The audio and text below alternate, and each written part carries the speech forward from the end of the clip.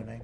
But we're here today to provide an update on my administration's all-out campaign to destroy MS-13, a vile and evil gang of people. We've just concluded a historic operation leading to the arrest and indictment of dozens of savage MS-13 members and leaders all across the country. So this is something that's taken place over the last few days.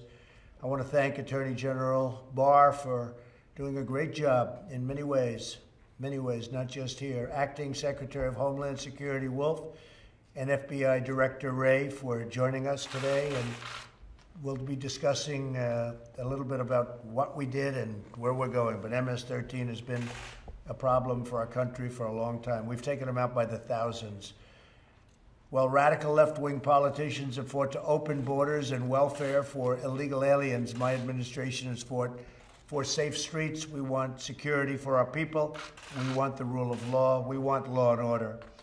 In the last 3 years, ICE has deported over 16,000 gang members and arrested over 2,000 members of MS-13. Think of those numbers, 16,000 and arrested over 2,000 members of MS-13. We've also deported a lot of the MS-13s out of our country. This week's actions by the Joint Task Force Vulcan is the most recent offense this has been a big offensive in my administration's war on foreign gangs, of which we came into this administration and we said, what's going on? We had gangs from countries that you wouldn't believe. More than 20 of the criminals we indicted and arrested in the past 7 days were illegal aliens. Yesterday, for the first time ever, the Eastern District of Virginia, thank you very much, indicted MS-13 leaders on charges of terrorism. So we have the MS-13 leader on charges of terrorism, and that's a first. Is that correct? Yes, we're using terrorism, which gives us extra strength. In New York and Nevada, 21 MS-13 members and leaders have been indicted on charges including murder, kidnapping, and drug trafficking. The DOJ has also announced that it will seek the death penalty for a bloodthirsty MS-13 leader responsible for the despicable killing of 7 Americans, including 2 teenage girls. Over the past few days, the DOJ and DHS have made several arrests at high levels in these cases, including several immigration arrests. And I want to thank Chad Wolf for working along with the FBI and with the Attorney General. They've worked very closely together at the border. And the border, as you know, is setting new records for allowing people in that are allowed to come in, allowing people in illegally. We believe the monsters who murder children should be put to death. We seem to have quite a good agreement on that. These people murder children, and they do it as slowly and viciously as possible. We will not allow these animals to terrorize our communities, and my administration will not rest until every member of MS-13 is brought to justice. We've done a great job with MS-13, but now we're stepping it up even to a higher level. This has never happened before. There's never been any move like this before. Much of it's already taken place, otherwise we wouldn't be talking about it.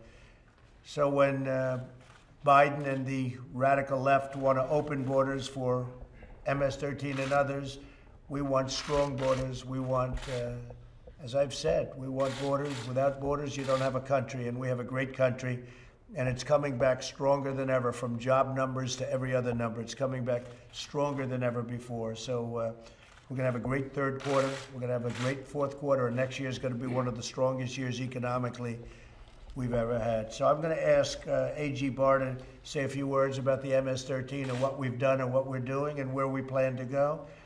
And next week we're going to have, I think, a very exciting news conference, because we're going to be talking about some of these cities where the Democrats running them have just lost control of the cities. So that'll be very interesting. Bill, please.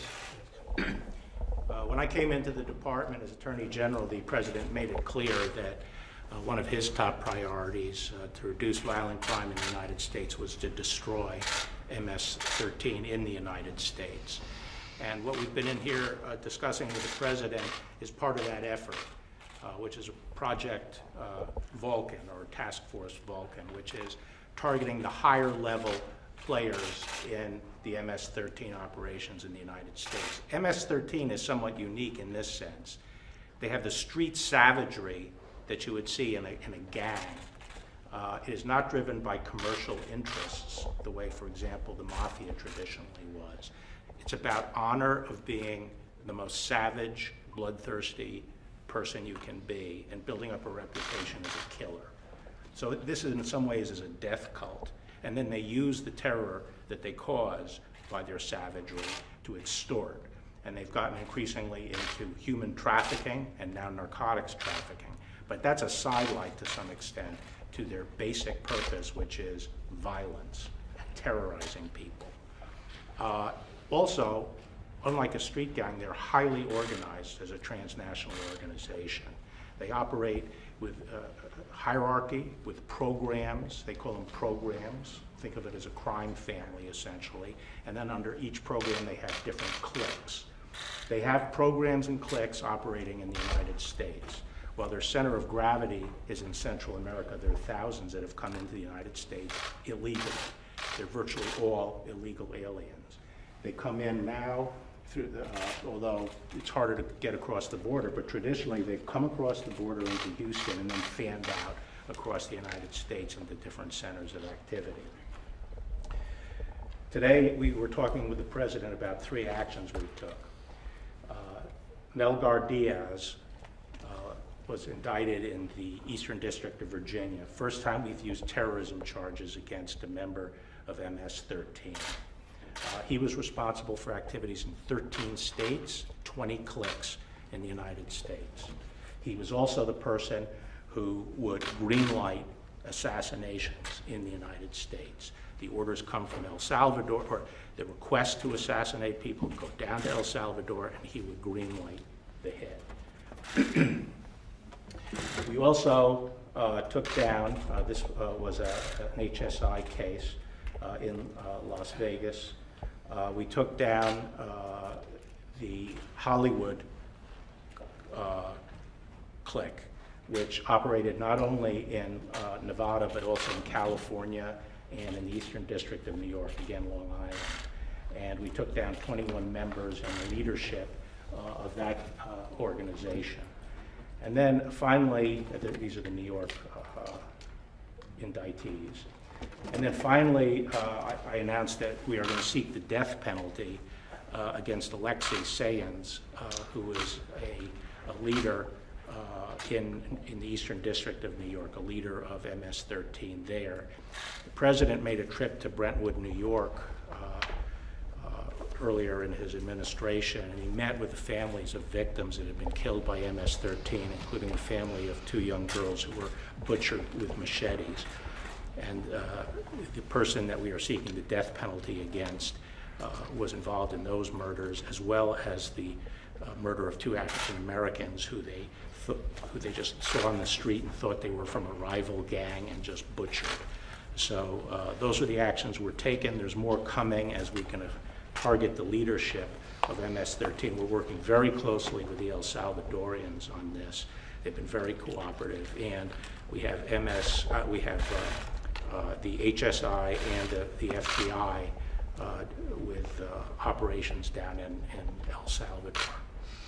In past administrations, El Salvador, Honduras, Guatemala did not cooperate with the United States at all. They wouldn't let us bring people back. And under this administration, a long time ago, almost I would say my 2nd or 3rd day, I said, that's not going to work.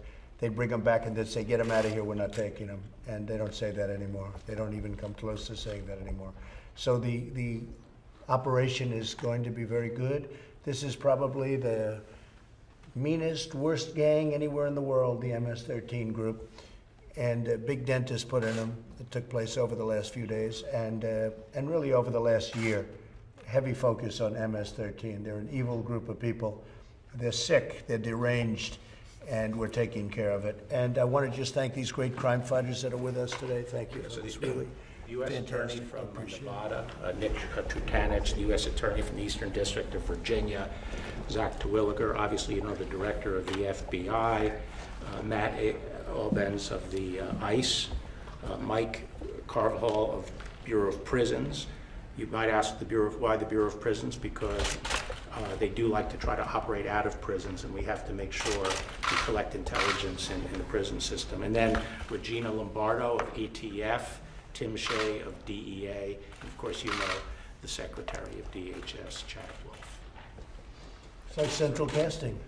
If we forgot one I'm sorry. person. The head of this program is John Durham Jr. from the Eastern District of New York, who has spent, how many years recently? I've been in the office 15, but I've been doing MS-13 for 10 years. 10 years. On Long Island, which is one of the hotbeds of MS-13 activity, or at least was. Good luck, Jim. Good luck. That's really great. So important. It's like central casting. People are like central casting, and you're going to do a great job, and we appreciate it. And we will be meeting you in a similar vein, but a little different subject next week, and that concerns our cities, and again, people that have lost control of some of our great cities. We're going to straighten things out. Thank you all very much. Thank you. You Thank you. talked about taking over cities earlier this week. Is that what next week's announcement is You'll about? be seeing next week. We'll have a conference next week, and we'll tell you in great detail. But it's something that I think at this point the American people want to see. They've been run very poorly, these cities, whether it's Seattle, where we were getting ready to go in and they decided to go in, and that's good. Minneapolis, where we had the National Guard go in, and as soon as they did that, we straightened that mess out. They should have been able to do it locally with their police. Their police are good. They were told not to do anything. Or many other cases. We're doing a great job in Portland. Portland was very rough, and they called us in, and we did a good job, to put it mildly. Many people in jail right now. But we have other cities that are out of control. They're like war zones. And if the city isn't going to straighten it out, if local politicians, all in this case, I don't say this for political reasons, they're all Democrats. They're liberal, left-wing Democrats. And it's almost like they think this is going to be this way forever. Where in Chicago, 68 people were shot and 18 died last week. We're not going to put up with that. We're not going to put up with that. So that's for our next discussion. Thank you all very much. I appreciate it.